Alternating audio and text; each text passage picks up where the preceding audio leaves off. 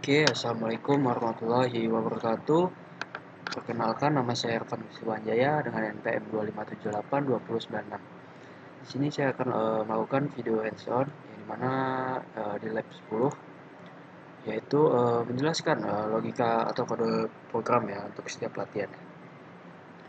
Oke, langsung saja kita masuk ke latihan 1 yang menggunakan git checkout atau git switch.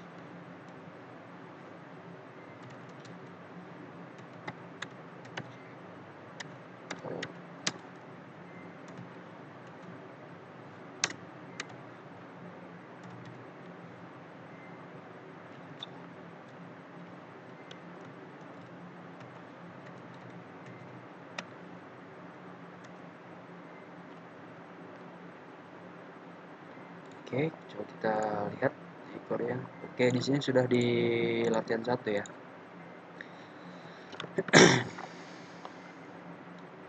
Oke, yang pertama di sini ada yaitu namanya server socket ya, atau soket-soket loket yang ini. Nah, ini tuh untuk menginisialisasi ya objek soket baru ya, yang mana di sini ada finet ini yaitu mendefinisikan penggunaan keluarga alamat IP versi 4 gitu. Dan juga ada sebuah sock stream ya, yang dimana ini tuh mendefinisikan lah penggunaan protokol TCP. Selanjutnya ada juga yang namanya eh, server socket bin. Nah, server socket bin ini eh, itu mengikat bin gitu, objek soket gitu kan. Itu ke dalam antar muka jaringan gitu kan dengan alamat IP yaitu 127.0.0.1 ini dan juga portnya yaitu 999. Nah, ini tuh jadi menetapkan titik akhir gitulah, endpoint dari servernya. Lalu selanjutnya ada server socket listen. Nah, ini tuh mengubah status socket ya menjadi pasif ya, atau juga passive open gitulah. Yang berarti server tuh mendengarkan perintah koneksi masuk gitulah. Angka 1 itu mendefinisikan panjang antrean atau juga backlog lah ya bahasanya. Eh, Lalu selanjutnya ada client socket ADDR server socket accept. Nah, ini tuh akan memblokir sementara eksekusi program. Nah, program itu akan berhenti ya pada baris ini itu hingga ada klien gitulah yang menyelesaikan proses TCP3-nya gitu. TCP3 way handshake lah kalau salah. Nah, setelah selesai fungsi ini tuh akan mengembalikan objek ya. Yang dimana objeknya yaitu client socket. Client socket. Nah, baru untuk komunikasi data. Dan juga ada mana ya? ADDR. Nah, yang berisi IP dan juga portnya si klien ini. Lalu ada uh,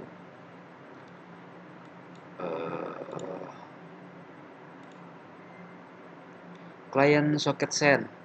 Nah, client socket send ini itu akan mengirimkan aliran byte ya, mengirim aliran byte berisi teks yaitu session ready. Nah, session ready. Dia akan mengirim ke kliennya. Lalu ada client socket close, server socket close. Nah, di sini itu akan menutup soket komunikasi klien gitu kan, dan juga soket utama di server, melepaskan alokasi portnya dan juga pada sistem operasi. Lalu selanjutnya ada di controller. Nah, di sini ada client socket, socket ketik socket. Nah, ini yaitu dia akan menginisiasi objek TCP socketnya di sisi kliennya. Lalu ada client socket, connect. Nah, ini tuh akan melakukan inisiasi juga ya, inisiasi koneksi ke IP dan juga ke port server yang akan memicu sebuah TCP tiga way handshake gitu kan. Lalu ada eh,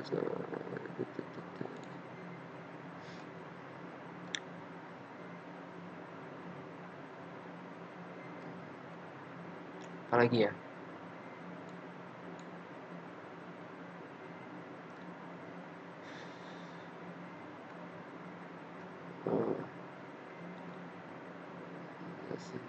apa ya? Nah, client socket close. Nah, di client socket close ini itu akan memutus koneksi TCP ya dari sisi kliennya. Gitu kan. Oke, selanjutnya kita akan ke latihan 2.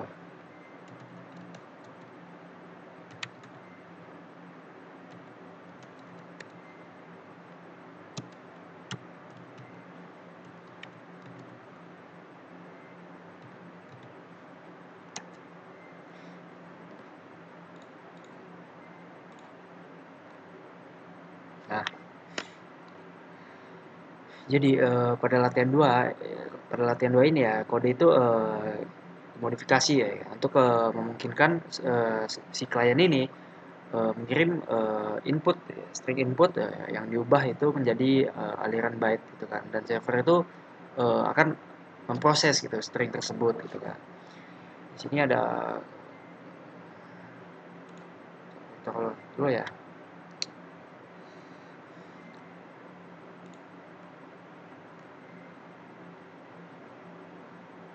Nah, di sini ada task input. Nah, ini akan membaca ya, membaca memasukkan karakter string dari pengguna yaitu formatnya port port task apa tadi ya? Yang formatnya itu port task CMD gitu kan. Masih tadi. Nah, ini formatnya nih, port task CMD. Lalu ada task byte ya. Nah, pada task byte task input encode ini itu akan mengkonversi ya, konversi tipe data string menjadi byte stream. Nah, ini tuh merupakan keharusan lah ya secara teknis gitu karena metode pengiriman soket TCP ini itu nggak bisa mentransmisikan objek string bawaan Python gitu. Lalu ada client socket send toast byte. Nah, pada ini itu akan mentransmisikan byte stream tersebut itu ke dalam servernya. Lalu kita pindah ke agent.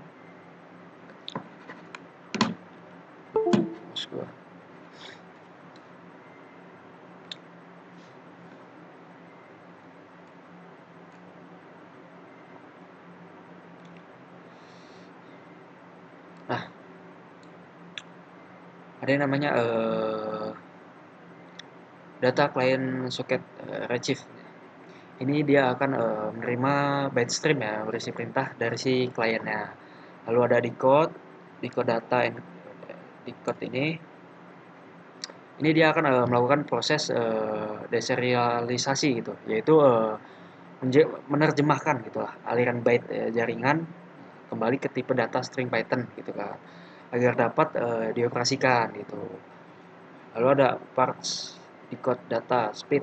Nah, ini dia itu akan membagi variabel string ya menjadi array atau list gitu kan berdasarkan karakter pemisah gitu.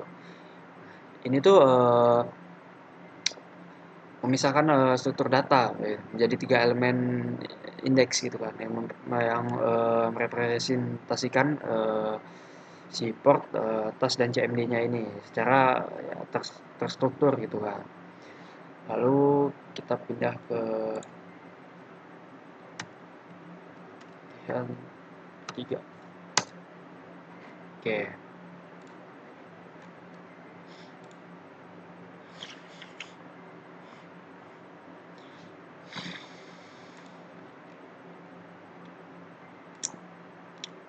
Nah, pada latihan 3 ini si klien atau si controller PY-nya ini itu tetap sama persis ya dengan pada latihan kedua.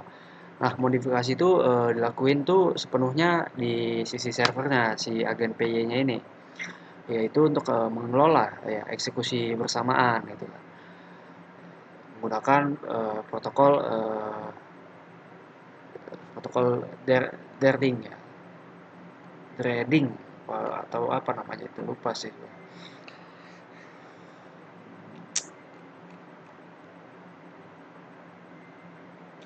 Nah, di sini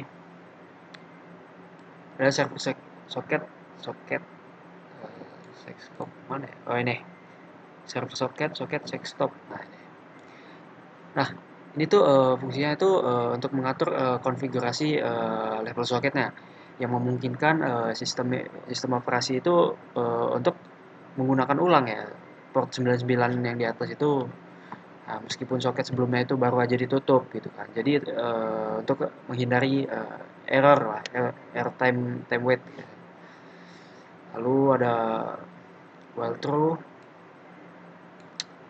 Nah, well through untuk well through ini,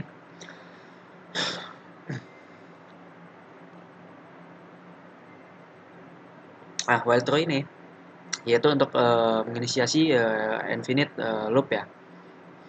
Jadi program server itu akan terus jalan ya tanpa henti gitu kan untuk mengulangi eksekusi pemanggilan ya, si accept-nya. Nah, lalu ada active client, oh, bukan ya, active active client, max client. Nah, nah ini itu active client max client ini itu adalah sebuah logika pembatasan ya. Nah, jika jumlah klien itu melebihi variabel si max kliennya ini yaitu 5, nah server itu akan mengeksekusi send ya, yang dimana pesan error gitu kan. Lalu mengeksekusi close, lalu memanggil continue gitu kan untuk melewati pembuatan thread ya, dan kembali ke atas lagi, ke atas blok while, ke atas blok si while ini.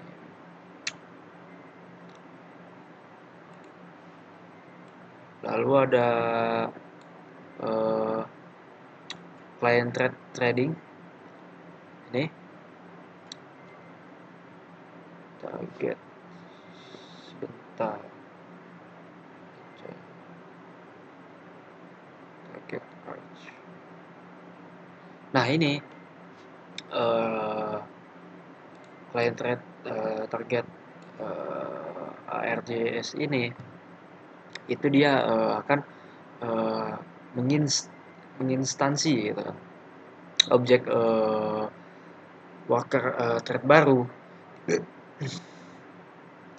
sorry, menginstansi objek worker thread baru atau target operasi gitu kan, dialokasikan pada fungsi si handle clientnya,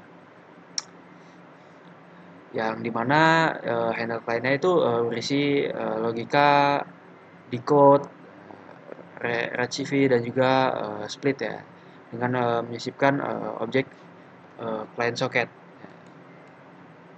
kan client socket ke dalam argumen parameter gitu. Lalu ada uh, client thread start. Nah ini dia ini akan memerintahkan CPU ya untuk mulai mengeksekusi thread tersebut gitu kan secara di latar belakang gitu kan.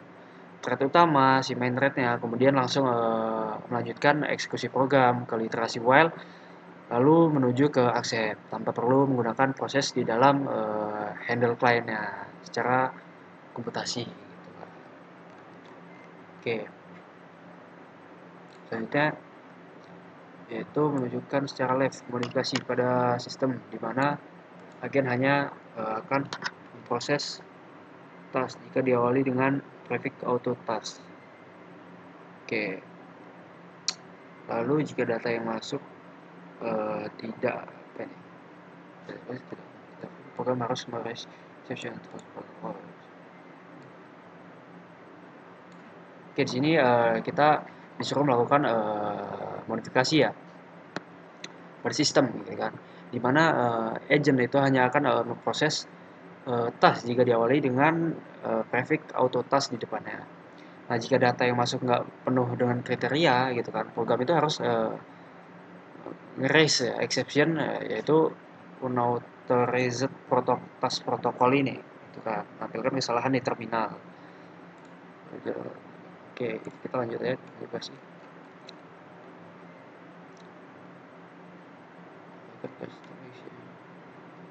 Mix client di sini ya. Oke, di sini kita akan menambahkan sebuah kelas ya. Nah,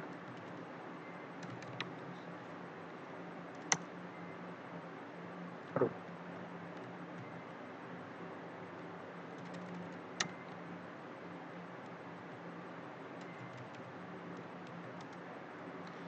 kelas yaitu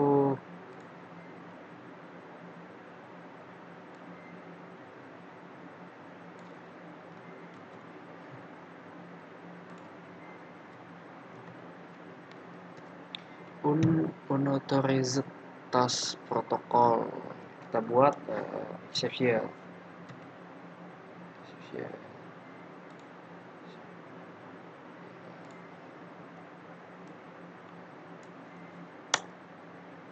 Lalu kita buat pass.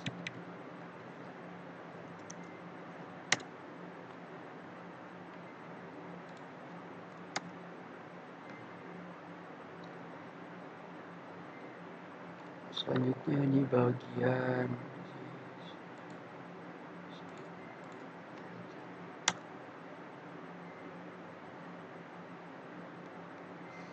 decode.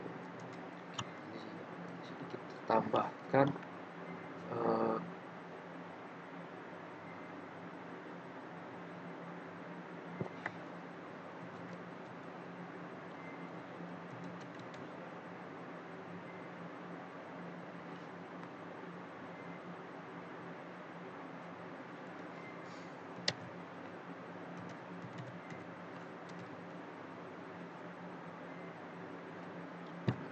data.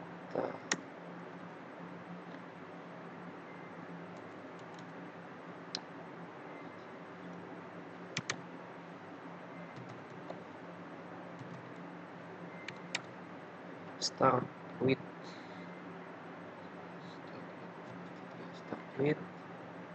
apa tadi? Start with auto task.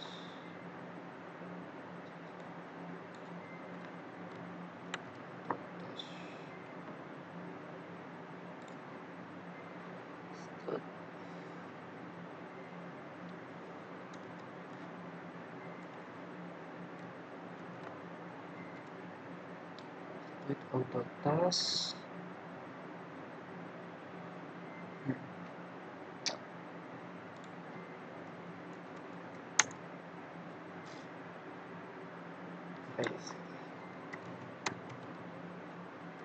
Dia akan base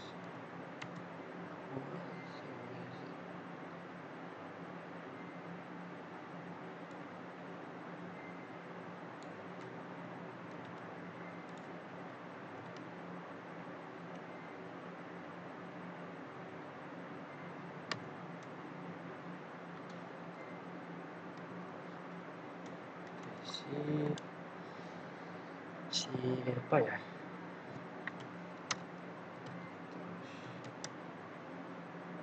Tolak.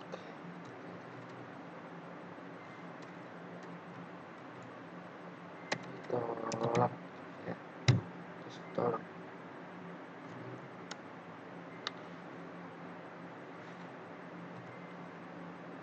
Lalu kita tambah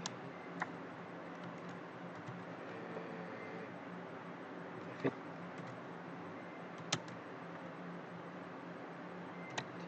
tidak valid.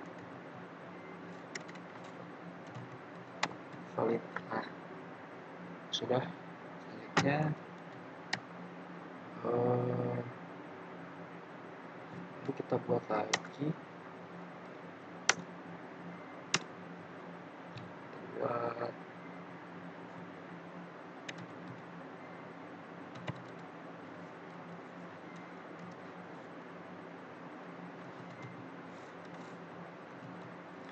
Clean data.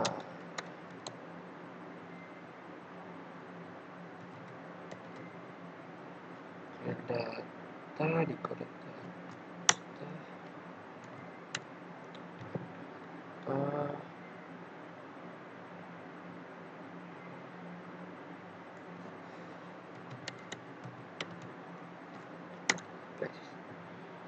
Database.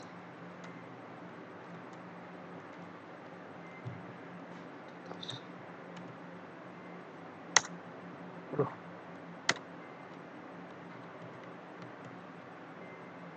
Data.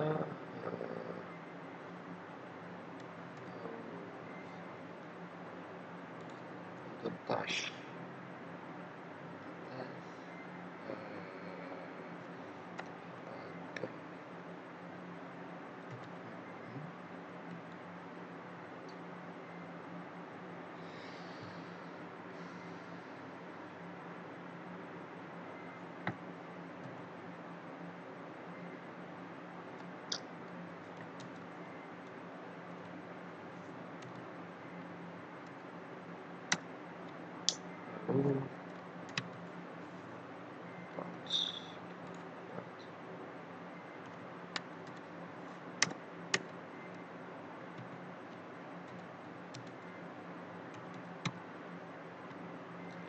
Clean data.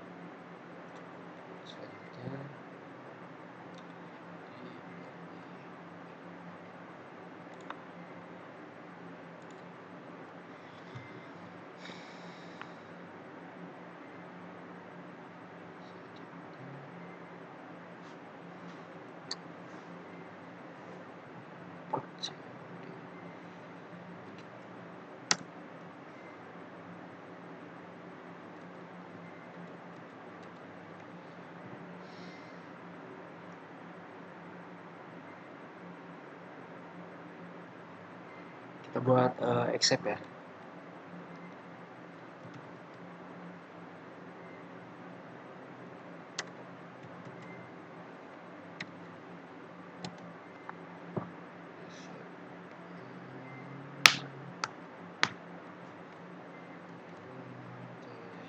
Protokol.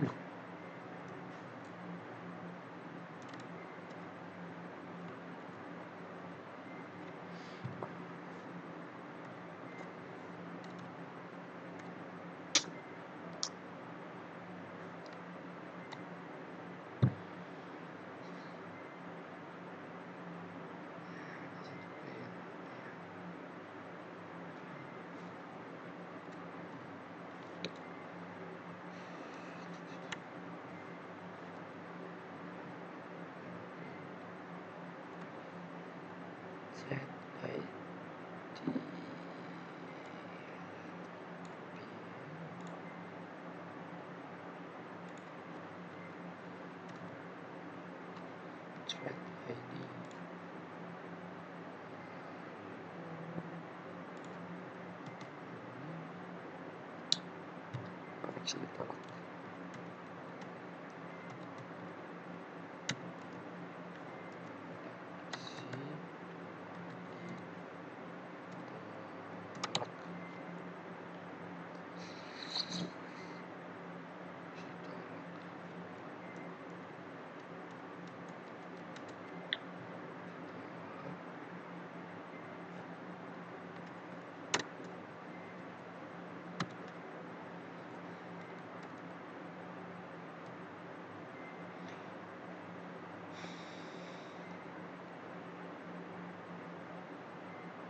Oke,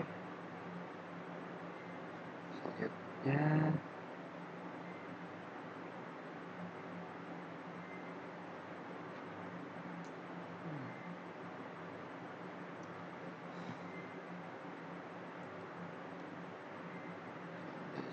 protokol. Nah, jadi gini, saya jelasin dulu sedikit ya.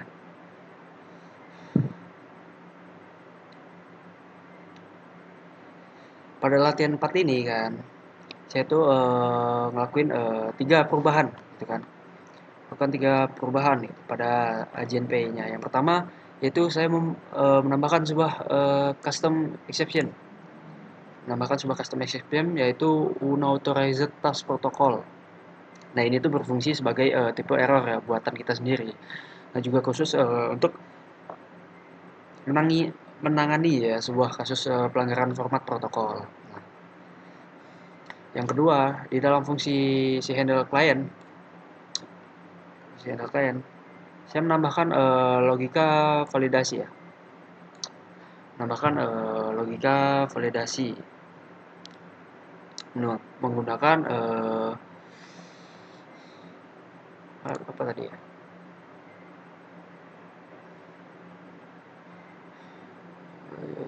Ini menggunakan start with. Nah, ini. Jadi jika instruksi yang masuk itu nggak diawali dengan kata si prefix atau auto test ini, aduh kenapa ini? Prefix atau si auto testnya ini, sistem itu akan langsung menolak ya, dan melempar exception yang tadi kita buat. Jadi prefixnya itu ada benar, jadi prefixnya itu ada dan juga benar gitu kan. Nah, sistem itu akan menghapus tulisan auto task tersebut gitu kan, menggunakan fungsi si replace agar sisa perintahnya itu nggak bisa diparsing gitu kan seperti biasa. Yang ketiga, saya menambahkan sebuah blok exception di sini ya.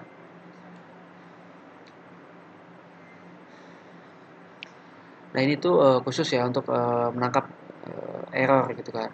Error yang di atas yaitu unauthorized task protokol tersebut yang akan menampilkan ke layar terminal gitu dan membiarkan sistem memutus koneksinya secara otomatis yaitu eh, di blok finally gitu kan.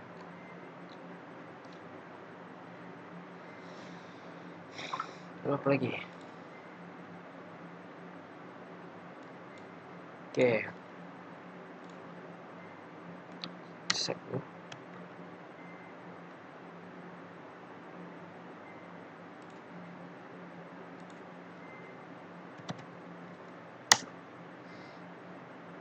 Oke, yang di sini kita akan menjalankan.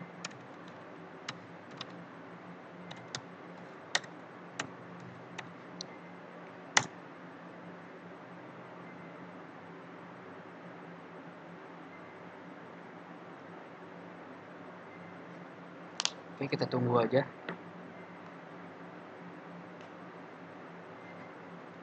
Oke, selanjutnya kita buka lagi. Kita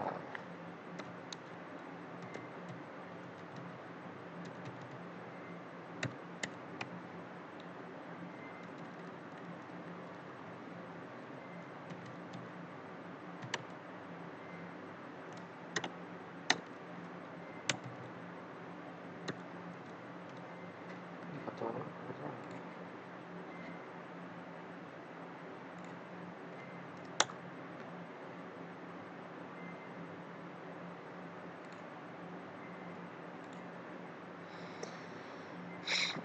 Nah, di sini kita coba saat diminta memasukkan instruksi, kita coba dulu menggunakan tanpa prefixnya, yaitu kita menggunakan contoh ini ya. Bisa salin ya ini. Equivalent. Nah, coba tanpa prefix.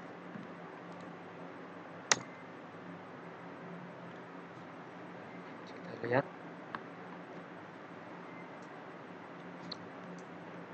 Jadi kita itu akan menguji ya pengiriman yang salah gitu kan tanpa menggunakan prefix. Bisa lihat di terminal server. Nah, pada di terminal server itu akan muncul koneksi langsung ditolak gitu kan, error gitu. Start with thread, siapa ini koneksi tutup dengan pesan prefix tidak valid ya. Nah, thread console attribute start with. Nah, pada thread 1 str object has no attribute start with. Nah, jadi coba kita jalankan lagi menggunakan si prefixnya.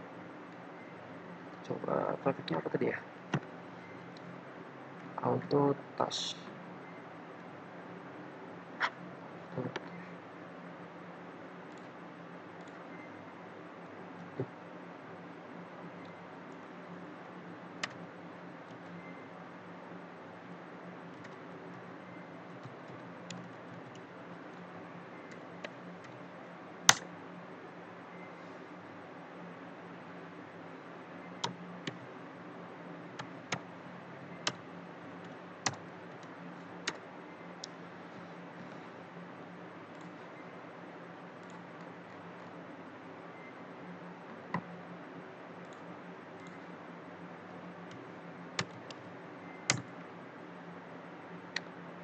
Auto touch.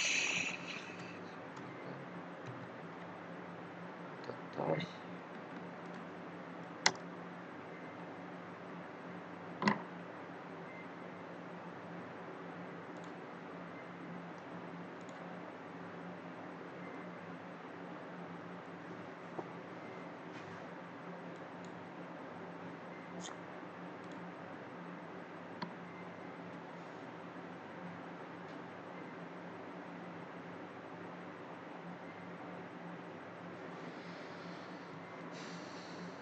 Kita ulang.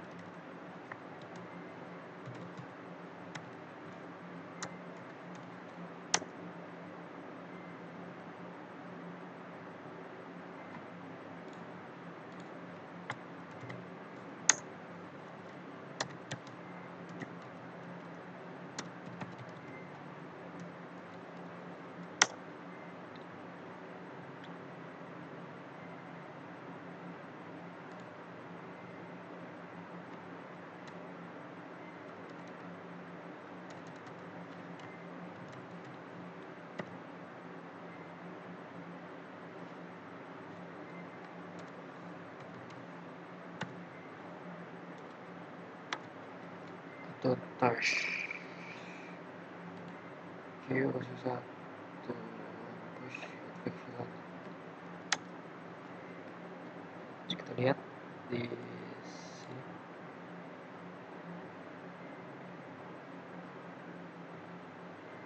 Start with. Start with.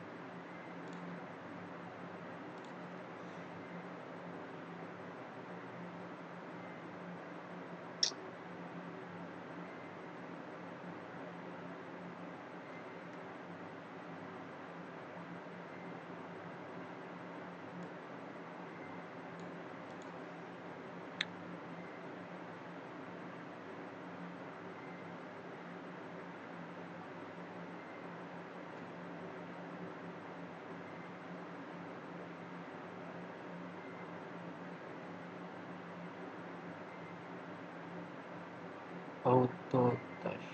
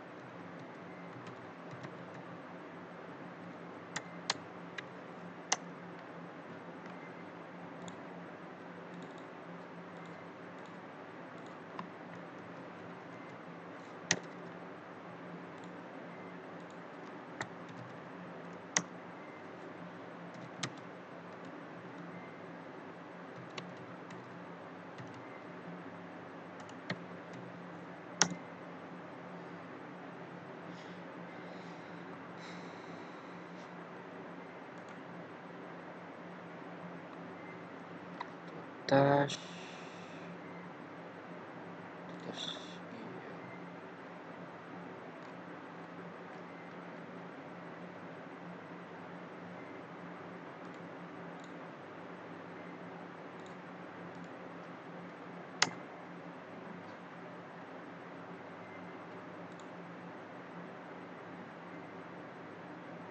Oh, udah nih. Menangani controller nah biar pada tercatat string objek.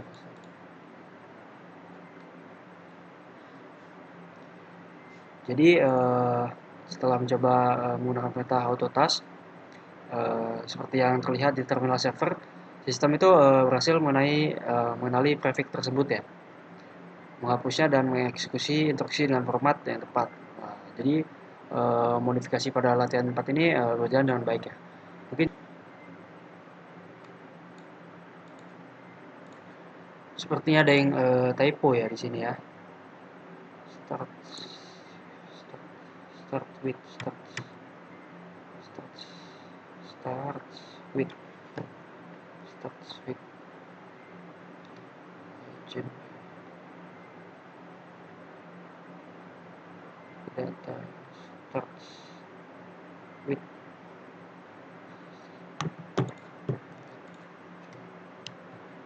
Coba kita jalankan ulang.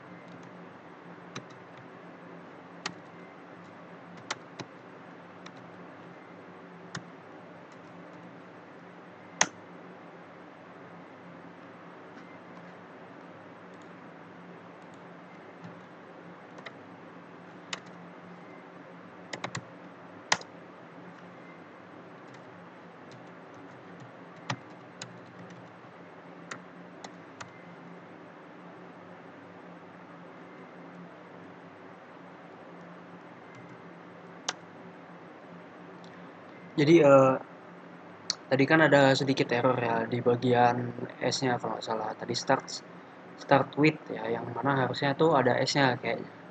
Jadi kita coba dulu di sini menggunakan contoh yang ini. Coba. Nah, ini kan ditolak ya harusnya.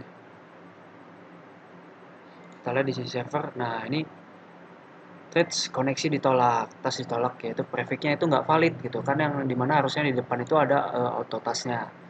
Nah, kita coba dulu di sini, kita coba lagi kita tambahin ini apa ya, auto auto touch.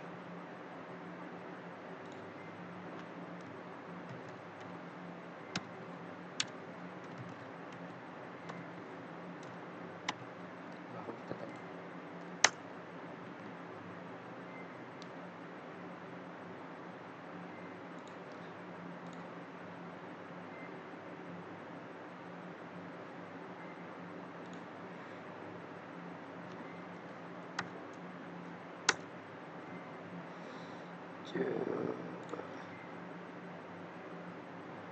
Coba kita ulang lagi aja.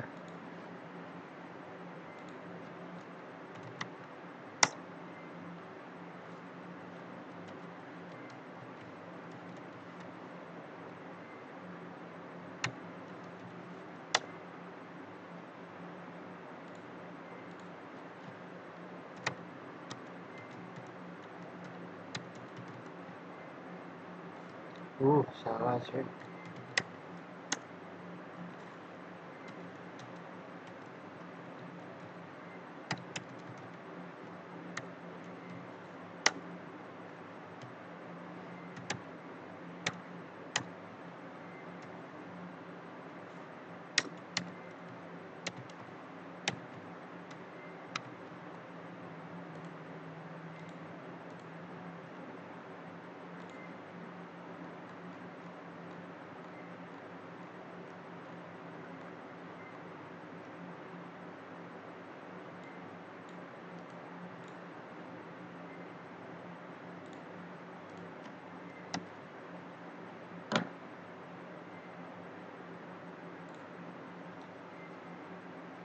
Nah, jadi akan muncul seperti ini. Ini tandanya udah berhasil lah. Yang dimana ini kan kalau tadi semisal nggak pakai si auto tasknya dia kan error ya. Yang dimana apa tadi namanya itu harus diawali dengan auto tasknya itu nggak ada gitu kan. Dimana sekarang ketika kita sudah menggunakan si auto tasknya itu dia akan berjalan dengan baik gitu.